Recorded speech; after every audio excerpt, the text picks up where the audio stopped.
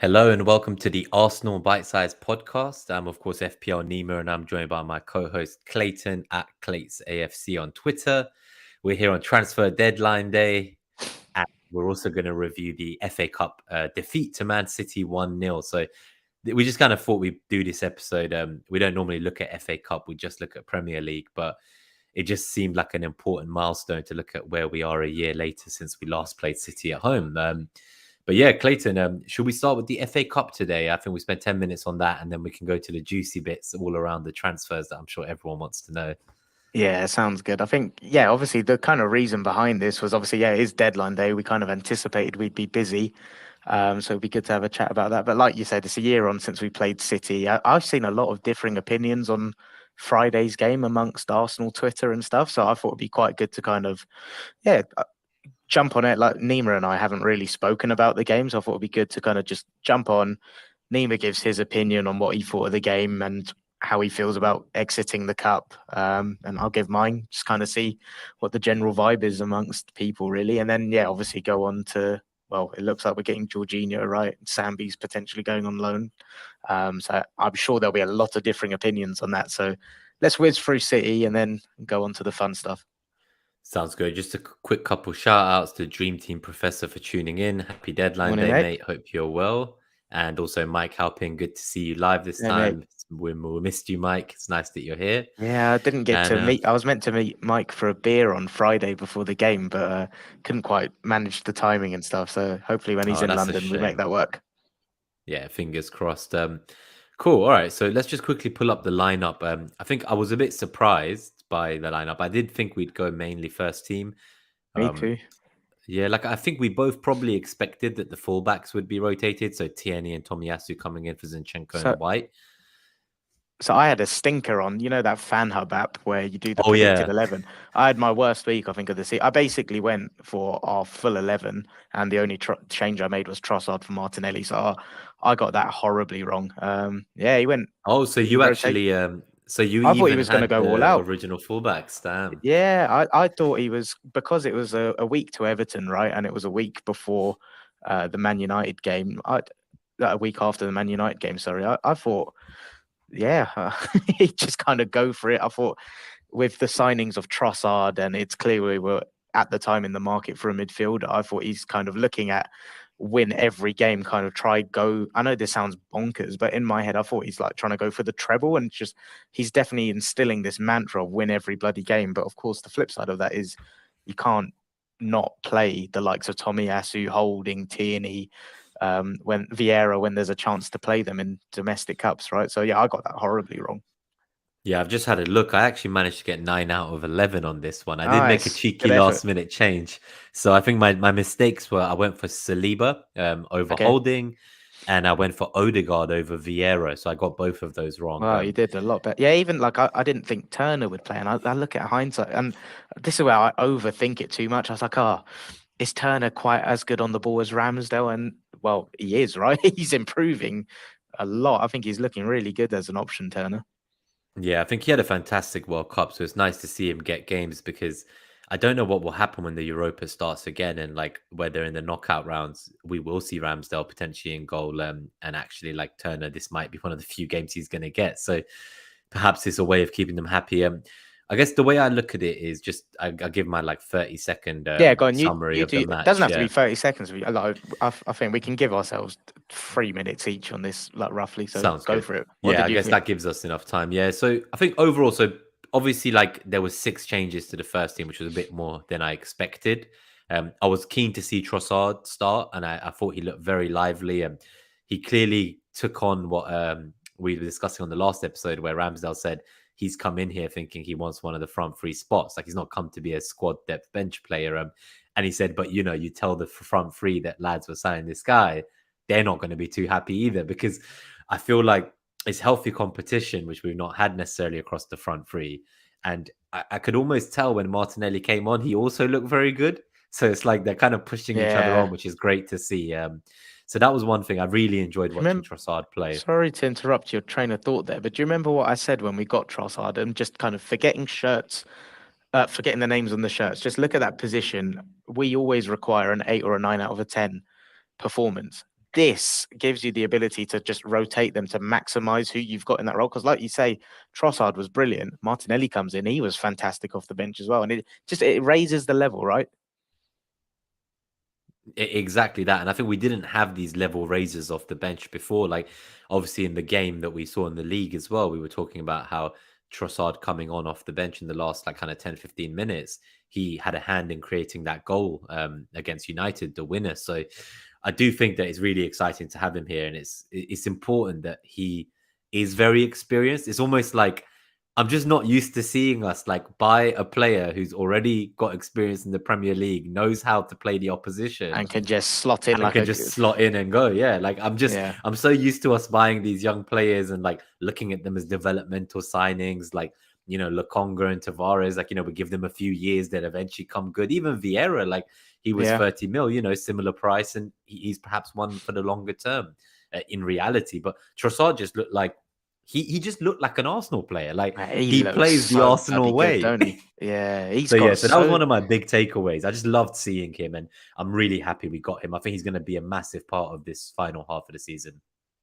Yeah, no, same as you, man. But yeah, he just looks like an Arsenal player, right? And similar to when we got Jesus, like, I kind of knew how good he is, but then when he puts on the shirt for your team and plays in our system, so flipping hell, he's got a lot more to his game than I realized. Like, he can take you on the outside, he can come inside. He's quite direct when he needs to be. He's got that kind of, it's a buzzword, but you know when people say the pauser, like, got that. Arteta says it as well. I find that word so cringe, but I can't stop myself from using it. But yeah, he looks like a great option. And I do think him and Martinelli together are going to give us the ability to tackle different game states primarily. But I think they'll raise each other and take each other to different levels, I think, going forward. What did you think of... have you got anything more you want to add, by the way?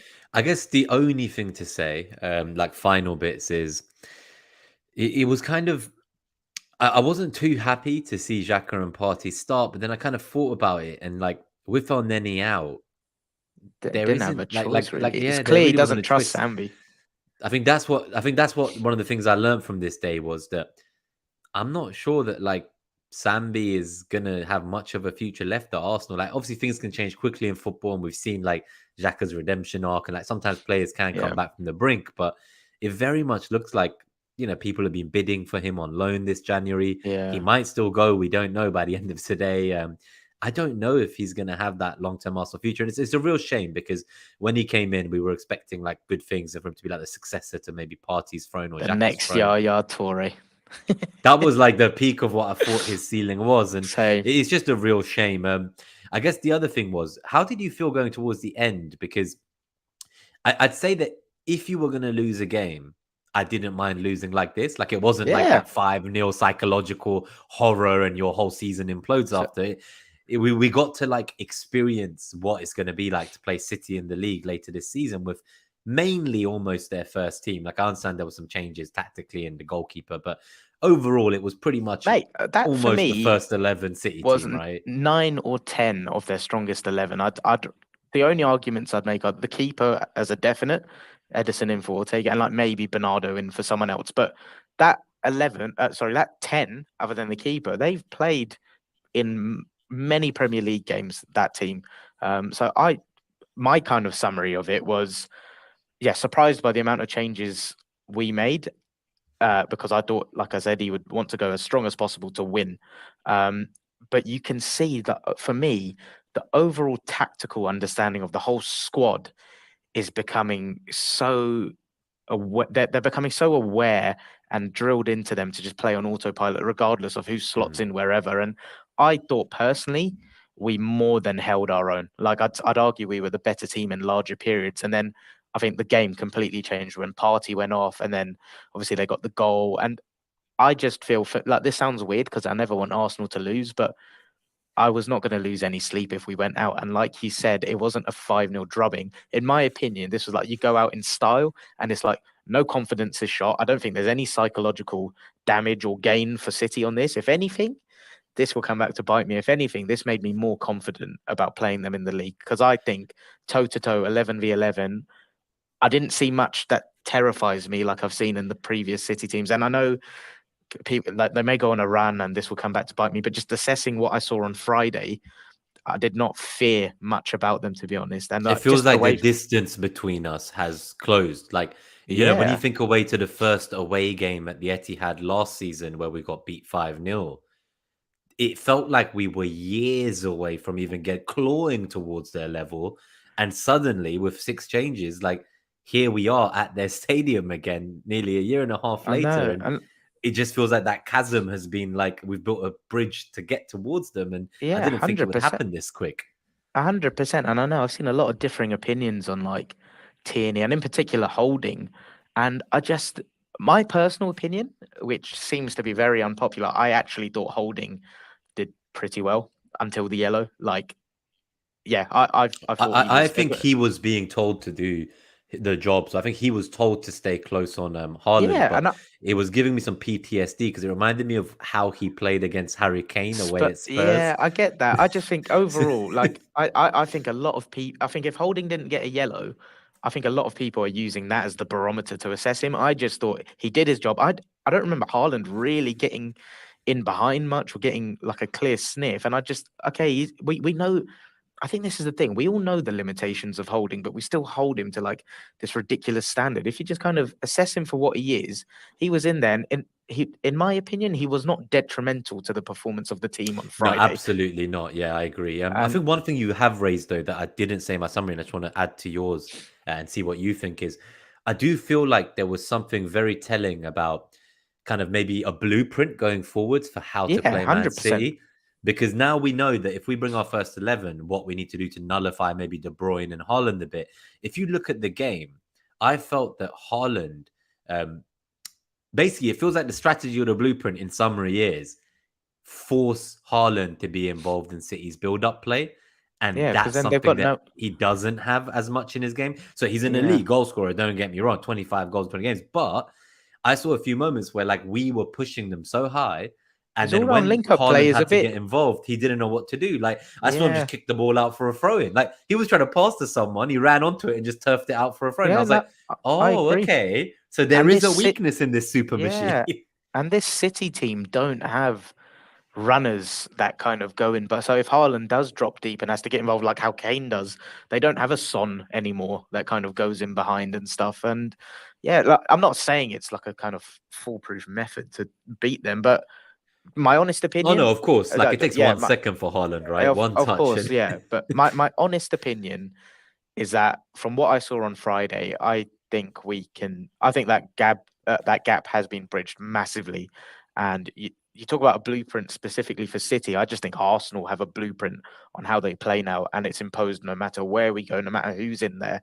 And Mm. yeah, I was really impressed. And even just away from the actual football, I don't know if you watched the game on the telly. I was lucky enough to be in the away end, mate. That is one of the away days with Arsenal are incredible. Like our away support, the ones that consistently travel, they are phenomenal. And just being part of that was unbelievable. Like we were You were on so the coach for like loud. 12 hours, right? Yeah, yeah, That's yeah. Got in at commitment. like 4 a.m. or something. But it was such it's weird. It's such.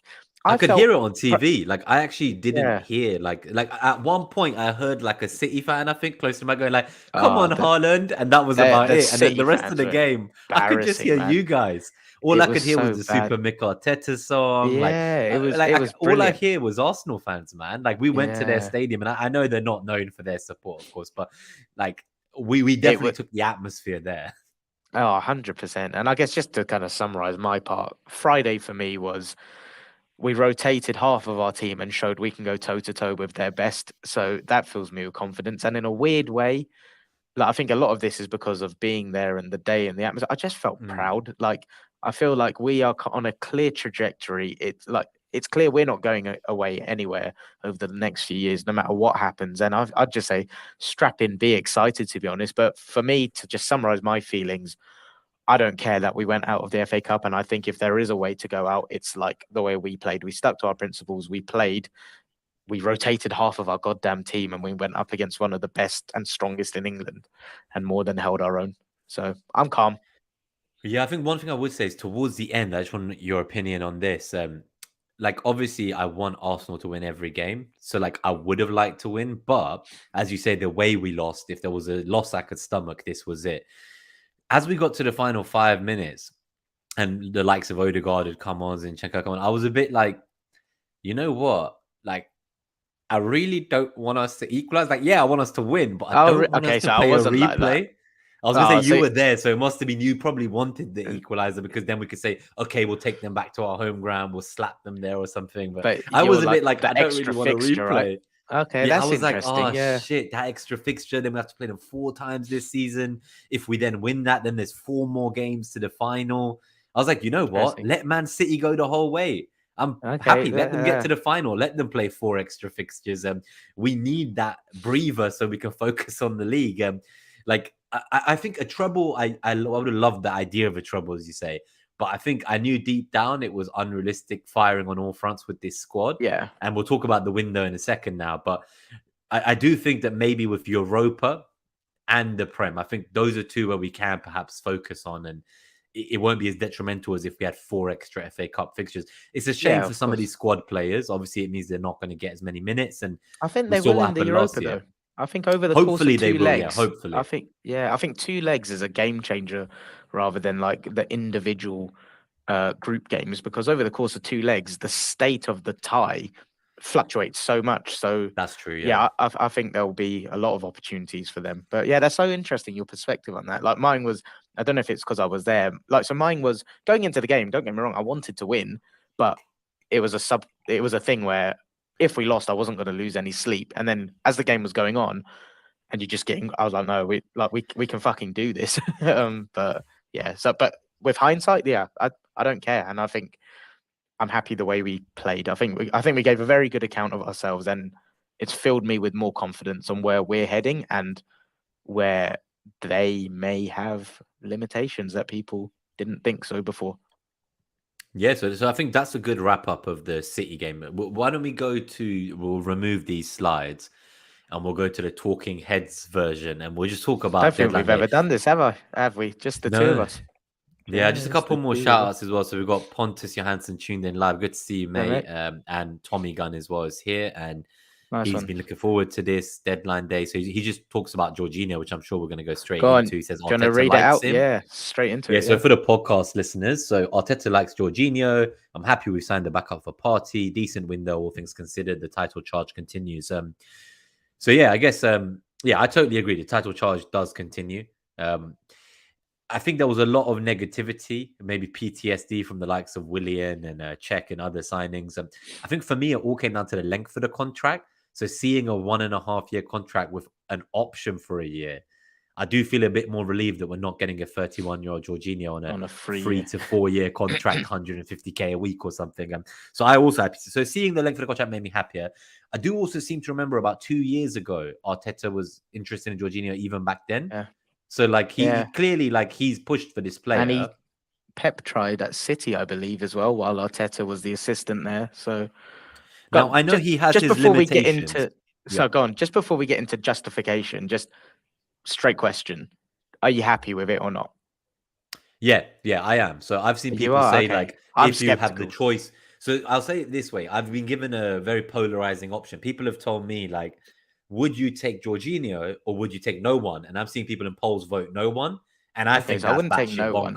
Yeah. If you told me there was other options, maybe I wouldn't be. Can I just tell you where my head's at? Because I'm conscious that on the face of it, skeptical insinuates a whole load of negativity. If I just kind of explain why I'm skeptical and then tell me what you think on that. So my thing is more, I agree. I think clicking no one on a poll, for me, that is bonkers. Like an extra body that can compete in the Premier League to what standard, God knows, but they're an extra body that's not a non-league footballer, right?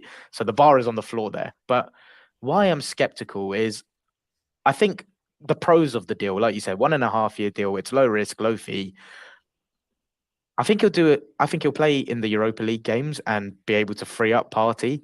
I think he'll be, if we need him, he'll be able to do a job against the lower league Premier League teams on a sunny day at the Emirates. And I don't think we'll lose much because one of Partey's biggest strength, the defensive ability, the ability to kind of proactively seek out where the ball's transitioning and clamp that down and start an attack. I don't think Jorginho can bring that, but what he can bring is the ability to dictate the tempo. I think kind of getting the ball up the pitch quite quick, getting it out wide quite quick. So I do think there's traits where he can definitely help, but why I'm skeptical is if Thomas Partey, God forbid, gets a serious injury, I don't think Jorginho is the guy that can come in and give us what we need to make that midfield tick. And I think what we would see if that was to happen is I think we'd see a big tweak to the system. I don't think we'd just kind of replicate what we're doing now. I think Xhaka would drop a lot deeper. Like, against Spurs, he played a lot deeper and he was closer to Partey. I think we'd see something like that with like Jorginho and Xhaka and maybe more of not a double pivot, but just playing a lot closer. And so that's why I'm skeptical. I think on the ball, I don't doubt his ability. I've seen him isolated in big games defensively. But the flip side of that is I've I always do, said, yeah. I think you're right. On the ball is not the part I'm worried about with him. I think I just want to agree with that. Sorry, like, I'll just quickly wrap up where I'm at with it is I trust Arteta and like his talent ID. Obviously, I'm not going to kind of go and question that because I've been so vocal about how much I back his talent ID. I think I just don't see the profile of player that has been consistent in that we've been linked with in like Caicedo, Rice, quite physical people that are also technical. And I get it. We can't go and get Caicedo. We can't go and get Rice now. But I don't quite buy it that Jorginho is the best we can be doing right now, personally. And it does scream a bit like last minute panic. Yeah, I wouldn't even say panic. Like, I don't doubt Arteta really likes him. This is just a stylistic thing. I really struggle to see if we need to consistently rely on him. I struggle with that. And I think he'll do a fantastic job against the lower league teams at home, Europa League. But if Partey gets injured, I'm quite worried, to be honest. But obviously I'll support him, support the club's judgment until he gives me a reason not to, right? So I guess my thinking is I'm hoping that Partey stays injury free for one. I kind of just like it as an extra head in the team, as you say. For me, it's more about what he does outside of the pitch. So I don't want to see him play much football in the Premier League for us. I'm hoping we don't need him to. I think like if you think about him as just like a 31-year-old, experienced international player. People laughed when people were claiming for him to win Ballon d'Or. He came third in Ballon d'Or. Like, I just find it crazy. People would turn their nose up at that. Ballon d'Or. Yeah, Ballon d'Or. So I just find it crazy that people would be against a signing that we've talked about the impact of having Zinchenko and Jesus in the dressing room and at training and that winning mentality that they bring and the leadership. And I just see him as like he's someone who's a winner. Like he's experienced in big moments. And when you're chasing a title, having him in the dressing room to motivate, inspire, lead by example in training, if he trains at a world-class level kind of thing, like these are all kind of like the non-tangibles, you could say, that you just can't see. Like he's just there, like bringing more positivity and confidence into the rest of the squad, I think. So I think on that side of it, I like it. And I think I agree with you about the kind of like the ball being on the ball and in possession. I do think we got to be really, like, and Mike says it here, I think we got to be clear, like he is very much an El Neni replacement who was supposed to be our third choice. It's just that Lokonga didn't quite do what he needed, so then El Neni became second choice. But in reality, if both are going to be moved on in the long term, the way I see it is they're like Partey's first choice. You buy someone like a Rice or Caicedo, their second choice, and Jorginho is like that third choice new El Neni in the long term. That's how I view it, which is why if we had to rely on him for a long period, I tend to agree with you that I think we'd have to change the whole system because it just won't work. But if you see him as just a straight up El Neni replacement who's out for the rest of the season, I don't think it's so bad. So this is where where I'd challenge you on that is I'd argue rewind to the summer. We all said we needed a quality, competent first team midfielder then, right? It's got to January. We've been needing this for a long time, yeah. And I don't think we should be now justifying ourselves saying, oh, it's okay, it's an El Neni replacement. Because for me, strip it back to like, in the working world, you have projects and you talk about requirements and then you go and get a solution, right? You never start with the solution, start with the requirement. What was the requirement? The requirement was a good quality first team midfielder that could cover the 6, cover the 8 and have the ability to eventually stake a claim in the first team. I don't think we've gone and met that requirement. And in my opinion, that requirement has been crystal clear since the summer. And I'm really disappointed that we've let ourselves kind of come to a level where we've just gone and got an El Neni replacement. I understand not going and getting Caicedo because Brighton have a clear price. And like, I'm not going to go in and analyze our negotiation There's all strategy, that right? stuff But about not wanting to ruin our relationship with them by pissing yeah, them I off, think and that's yeah. something like as fans, like we don't really know what's going on there. Like, so I think I personally just think it's best not to kind of comment But on do you that not stuff. think But that, like, if you look at the start of the window, fans were saying that if we got Mudryk and no one else, that they would be happy. So I feel like our needs changed in the see, last that's week. why Like I I know, so like we I didn't needed this know. midfielder But long term, but so I this is never where so saw them coming in January. I'm just speaking for myself here. I have Yeah. been crystal clear on in the summer. I felt we were a wide forward short anyway, and Hmm. another central midfielder to kind of. I at the time I thought it would be someone that would displace Xhaka. I didn't see Xhaka kind of going on and playing like this, Yeah, I but don't think I either of still us felt did. Yeah. I still felt like we were one light in that area. And so for me personally, not speaking for other Arsenal fans, I feel like that's an area we've been short in for a while and we still are. And just going in and getting an El Neni replacement for me, it's a big risk when there's something as big as the title on the line. Like this for me is an opportunity. And obviously I get it. If there's no one out there that you think can do the job, I do get it. I can't hide it. I'm disappointed because I do think there's a huge opportunity here to get someone that, and I get what you're saying, like the 31 years old, the experience. And unfortunately, though, Zinchenko and Jesus have got that and an elite footballing ability. I'm not quite sure Jorginho is at that level. And we don't need him to be. I Hmm. get it. He's the on any replacement. But I do think that it's very risky. Very, very risky. And yeah, I don't know. Like go on. If you read Pontus's point out, it's Yeah, so quite a good one. Pontus Yeah. just says that he doesn't see a better option short term. We shouldn't assume Party gets injured, and this could be a move that doesn't hinder summer planning. I think that's where Yeah. Mike has also said he can swallow the deal if we secure a big player in the summer. So my kind of thinking is it's like when we didn't get Vlahovic in the January and we ended up with Jesus in the summer. It is disappointing because you would think if we can get that level changer like a Caicedo or a Rice now, that gives us all the ammunition to go forward with the title charge. It does feel very underwhelming, I will be honest. But if we can then use this as a platform to get the likes of Rice, to get a kind of a level changing wide forward, because Trossard was also quite cheap, then I'm like, okay, we got the few heads we needed. We got the left-sided centre back. We got the kind of El Neni replacement who's out. We got the wide forward and Trossard. Like we did get three players in positions we do need. They're not the ones that fit the profile and project, and they're not the Yeah. ones who are going to displace the But it's players like an and be the enabling future. transfer for later on. Yeah. Yeah. Yeah, I do and get that and it's perspective. Yeah. disappointing though, because what you could argue is that what if we aren't in such a position to push forward in a January like this again in the next few years, and we've then saved ourselves for the big signings in the summer. But what if those big signings don't mean too much by then? Because Yeah. by then other clubs have caught up. So And there is definitely a level of disappointment, I think. yeah. And But again, my but we can't go in with no one. I think that's the one thing I will say. Anyone who's actually 100%. Yeah. saying they would rather have no other midfielder and go through the season with Partey and Lukonga, I don't know how you think we can go for a title challenge Yeah, with and just that. for what it's worth, like one of the things you just said there, and like it's a narrative that's kind of doing the rounds, is we may never get this position again. Hmm. For what it's worth, I don't actually believe that. I think we'll be consistently challenging for a few years, like putting myself out there. I don't think we're going away. So I do I think, think Klopp said the same thing. Klopp said like all right, Arsenal have now arrived, and I think Pep and him were talking, yeah, I think we'll be and here for Klopp a said few like they're years. gonna be here. He was like Arsenal aren't just coming to have like this one great year and then be like, No, okay, bye, Toodaloo, guys. Like he's like they're yeah, here for a few years to come. like, Like, yeah, I think, like I said, the reason for my disappointment is I feel like we had a standard of quality of player we required in the summer.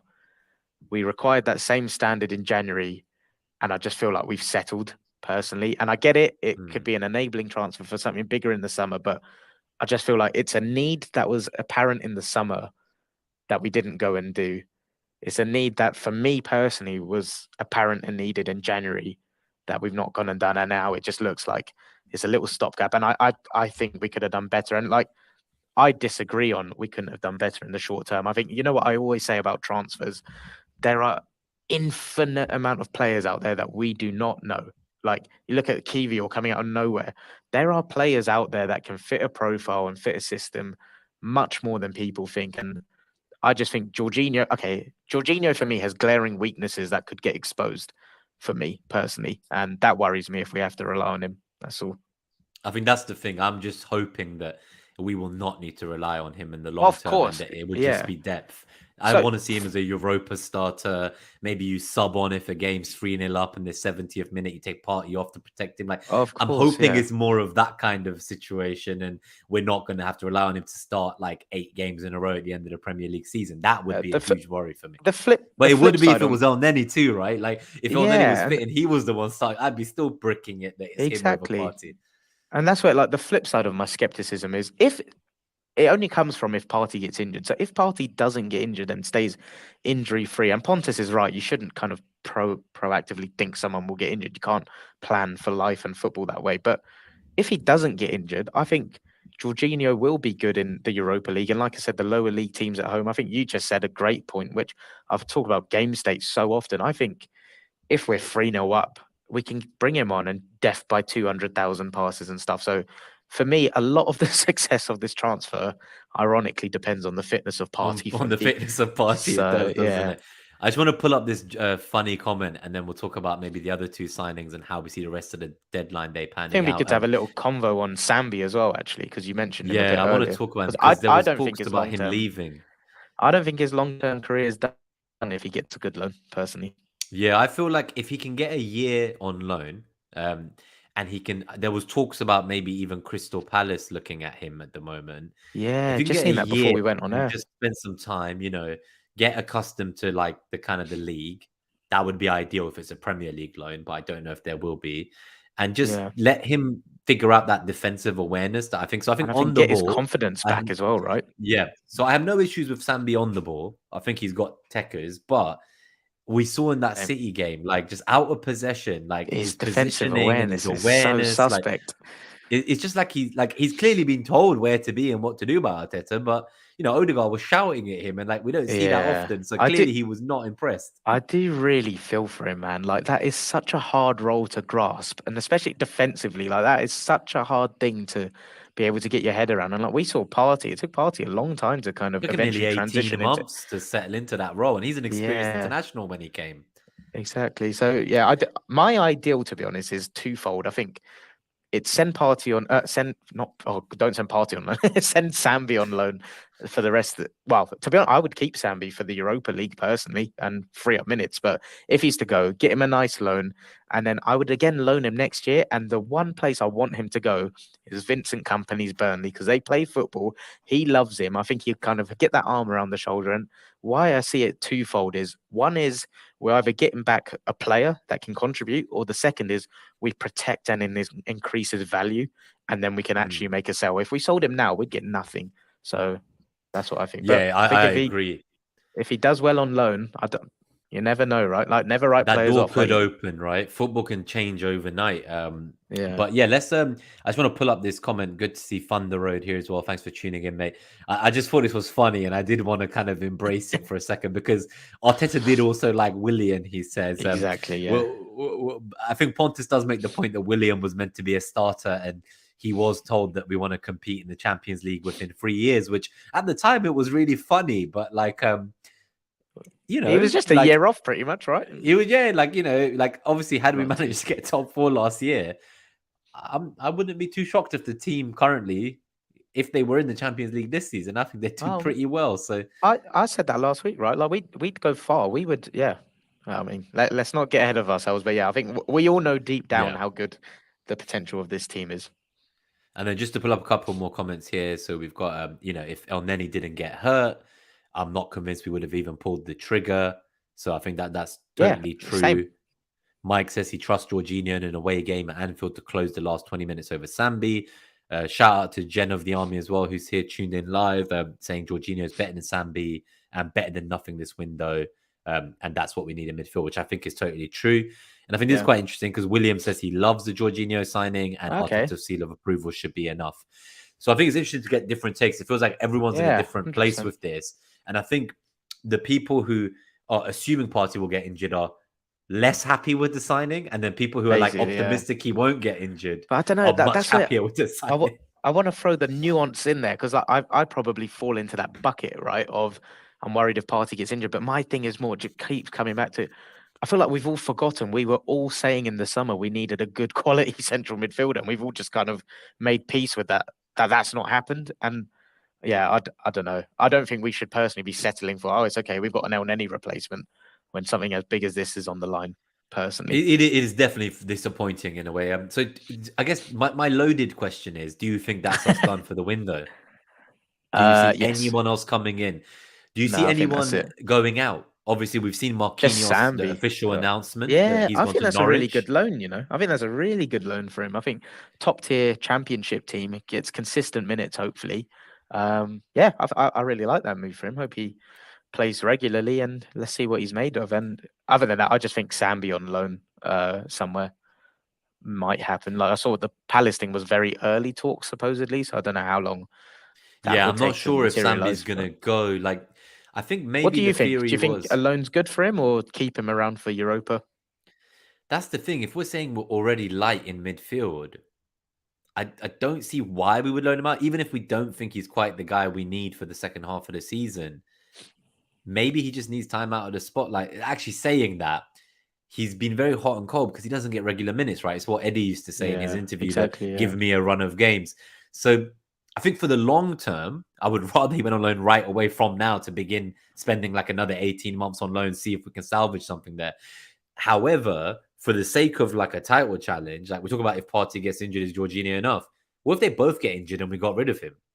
Yeah. Like, So my, like my this. So I kind of maybe do want to hold on to him selfishly, even if it isn't in favor of his development for the long term.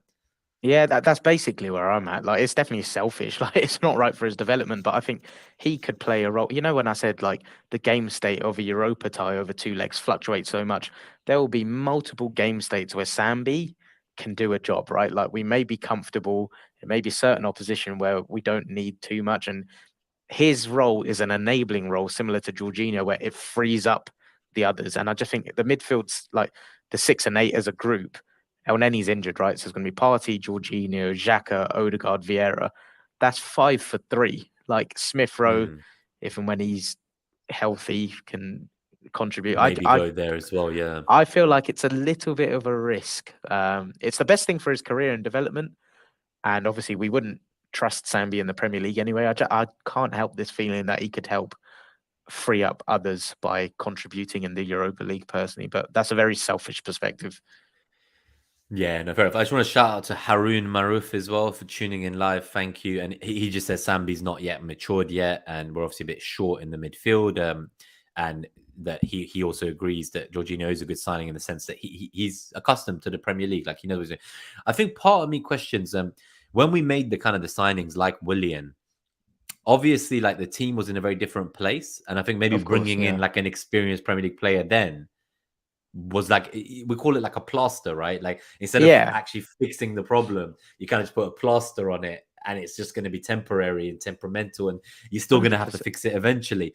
I feel like maybe in the situation we're in now where we're trying to push for the title and the squad is so well drilled and there's that kind of dressing room camaraderie, and that's why I'm a bit more confident of the non-tangibles I was talking about bringing in experienced winners to in the dressing room keep everyone pushing and rowing in the same direction. I think he is a plaster like signing, but our squad is in a much different place to when Willian came in as a plaster signing. Plus, as they said in the chat, Willian was brought in as like As he a was meant to be a starter, first yeah. teamer, Whereas this is more whereas of a this is not the supplementary, case with yeah. him. So I Yeah, do and I think do get hopefully it'll that. be a little bit better. And What do like you I said, think about Gen of the? Sorry, go on. yeah, no, I'll, I'm going to be a broken record on this because I do feel like a lot of Arsenal fans are forgetting. Like, don't forget, we were all in the boat of needing a level raising midfielder in the summer and still needing one in January. And I get the signing. I think the experienced non-tangibles you speak about make so much sense, and you can't kind of sign people waiting for an injury. But I feel like we could have gone and got a good quality midfielder this window. I think there's more people out there than people think with modern day scouting, and yeah, let's hope we don't need to rely on him that much, and he is able to do a job when required. So just a few bits on Sambi in the chat, and then we'll get out of here because I know you have to go. It's a hard stop. But So Gen of the Army, he just says like he sees Sambi as more of an 8 than a 6, and he just wants to know what we think. And he remembers when he played as an 8. I know this is something in previous episodes you've talked about, that perhaps doing that party role on his own is not quite right, and that actually he is much more suited to playing in that 8 role. Is there anything you want to just add on that very quickly? And then I've got one or two comments in the chat, and then we'll get out of here. Yeah, sure. I completely agree with Gen of the Army there. I think Sambi's more of an 8 than a 6. And unfortunately for him, he's just had to kind of fill that role because of injuries at certain points in the season. And I think when he's had to fill in that role, he's not done so well. Confidence has dipped. And I just think it's just been a real downward spiral for him. I think he was signed as a long-term party replacement. I genuinely believe that. I think he's currently an 8, but I do think the view was long-term as a 6. But there's so many different factors that have really hindered the progress in seeing that, right? So, yeah, as an 8, I do think he would actually be all right. But even as an 8 now, I think his confidence is so shot, because you saw in I know it was pre-season.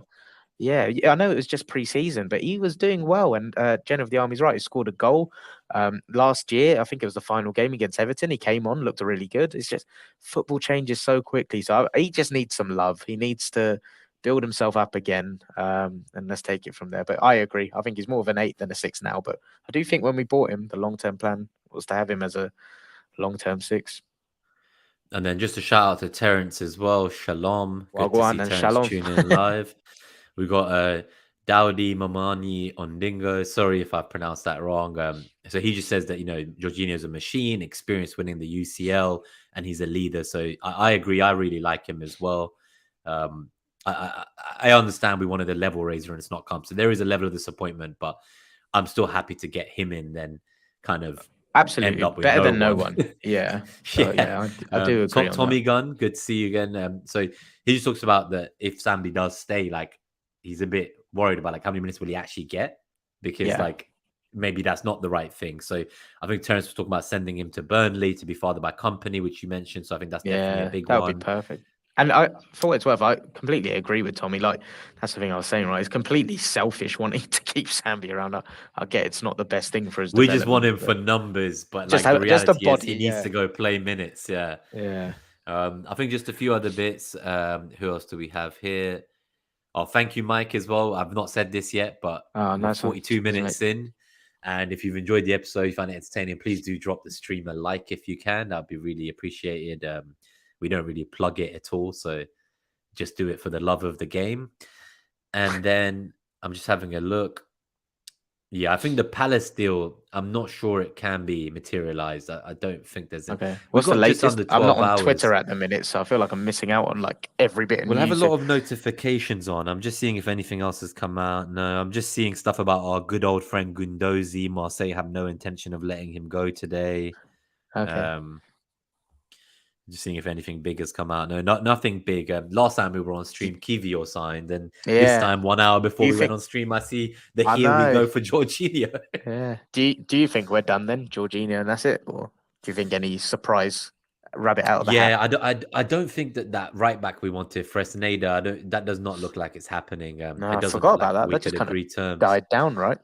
Yeah, I think it seems to be all quiet on the Cedric to Fulham front. I read that it was to do with the loan rules. So you can only loan 2 players from like the Premier League. And I think they already have 2 players on loan from the Premier League this season. So they need to like change some paperwork. Oh, okay. All right. So apparently, I think Dan James, they're trying to make it permanent, which then means they're allowed 1 more loan player. Got it. So there's some kind of dodgy accounting going on there. And I have a feeling we might end up keeping bloody Cedric as well at this rate. To be a lawyer at a football club on deadline day, that must be so much stress. It is, right? Because from what I understood, each bid that gets sent, right, these contract offers, they're like 90-page legal documents. I saw you that have to read the whole thing, right? It's very intense work. And we saw in All or Nothing, like the work that was being done last January to move Aubameyang on, and how we were like right up until the last seconds. And it's honestly terrifying. You go back a few years and you remember the fax incident with Man United. Yeah, I know. David De Gea trying to sell him. Yeah. And the keeper they were buying was in the airport. He was about to fly to Manchester. Guy broke down in tears at the airport. His dream move just imploded, and the fax got to bloody Man United too late. And like, honestly, deadline. I miss the good old days where You had Me like, too. was it Jim White was on in Yeah, the with his car and like stupid yellow tie and yeah, exactly. I miss that. I personally hate like modern transfers, and I think that's kind of why I'm off Twitter. Like, just there's too much information to take in, and I'm like, I don't care about rumors. Just kind of tell me who we've got, and I'll give an opinion once they're our player. Rather than, like, I feel like I waste so much headspace on rumors. Like, I don't I know. That's a would bit of kill a for a Mesut Ozil like deadline day where oh, just out of nowhere you got all the fans on TV, you got the commentator there like jumping it's on like the cars. Arsenal have signed Mesut Ozil. God, that was That was unreal. insane. That was unreal. But yeah, I Oh think man, I just to think kind of wrap up, yeah. Do it's you want to wrap it's up not the from end of here? the Yeah. world. It is disappointing. He can definitely Jorginho can definitely do yeah. Yeah, Jorginho can definitely do a job. It's for me, it's only disappointing because of I think the requirement that of the level of player I personally thought we needed in the summer and now anyway. And yeah, that's for me why it's slightly disappointing. But obviously, you can't kind of predict injuries, so let's see what happens. I think he'll do a fantastic job against lower league Premier League teams and in Europe. And yeah, game state, right? When we need to kill off games, he will be a good option. So he's an Arsenal player now. He's got the shirt. Let's support him. Yeah, let's see how we get on. And I think a the non-Arsenal title comment, charge by the does not. way. Yeah, go on.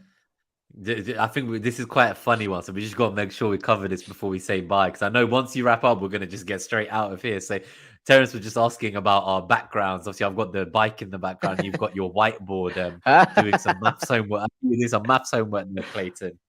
I know. Should have done some like Arteta tactical diagrams, isn't it? I Maybe next draw the time. little brain and the heart. Put a little light bulb out. Put the belief to tea.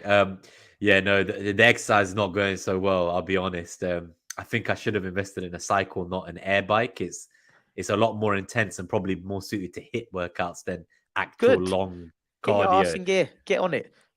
But I am going to get on it. Next time you see me, maybe I'll even do a stream from the bike if we get to like a milestone, Okay, yeah. like 200 We don't want to be subscribers. seeing heart attacks live on air. That's all right. I'm going to send you a clip. Well, one time on that hole, I couldn't join. And I joined via Safari browser on my phone for like 5 minutes just to say hi live on air. And there was like a couple hundred people watching. And I was on a treadmill in the gym. And there's just like a video of me running on a treadmill, answering FPL questions and then saying bye. And that was one of the highlights of my YouTubing memories. But so if you want to just wrap up what you said on the title charge, and then yeah, we'll get it. So just your thoughts of I think just how the rest of the season will go, and obviously fingers crossed, no injuries, as we said, and see how we get on. But any final thoughts? Yeah, no, not really, to be honest. Just I think kind of going back to the City game as opposed to the transfer talk. I think that for me gave me more confidence that we can do them at home. I really do. And the away game's so far away. I don't even think it's worth thinking about that now because so much could change by then. I think the home game is in 2 weeks' time, and what I saw on Friday filled me with confidence. We can go toe to toe and do them. I really do. And then it's like I've said previously, just we need to be relentless with this run until the fixtures turn in April. So be relentless, focus on ourselves, get 3 points everywhere we can, and hope for some injury luck, and then let's take it from there. But yeah, we're in with a shot. We're definitely in with a shot. Nice to see everyone. Thanks for tuning in to a kind of spontaneous stream about the FA Cup everyone. and transfer deadline day. Do let us know, guys. If you're not already on Twitter, we're on at AFC BiteSize Pod. I know a lot of you guys are regulars in the YouTube live chat, or you watch it on video on demand after a podcast. If we've not had a chance to speak to you guys because you can't tune in live or we don't know your Twitter handles, do make sure to check out the Twitter. The links are in the description. We'd love to just chat all things Arsenal with you guys throughout the week and not just on the show. So love to stay in touch. And if you're new to the channel, do hit that subscribe and get notified of new episodes coming out. We will do a preview for the Everton away game towards the end of the week. I've got a ticket for that, so I'll be there buzzing for that. Yeah. You're going to all the away games as well these days, not just home games. I've got a feeling this will be my last one for a while like that. Yeah, I got very lucky with this. So, yeah, I think that'll be quite tough, actually. But yeah, we'll do the preview on Friday. Yeah, I think Friday lunchtime was something similar to this time, maybe. But and just thank you to Terence as well for saying this is a good channel. Keep up the good work. So yeah, so thanks for the feedback. It really helps. Yeah, like honestly, if there's things you want to see, do let us know. I think on Twitter we asked, let us know what kind of content you want to see because we're looking at maybe adding some additional content that isn't necessarily just previews and reviews of the matches. So do let us know, and we'll definitely look into getting some of that onto the show. But otherwise, thank you, everyone. Hope you have a lovely week, and we will see you for the next one. Yeah, thanks, everyone. Up the Arsenal.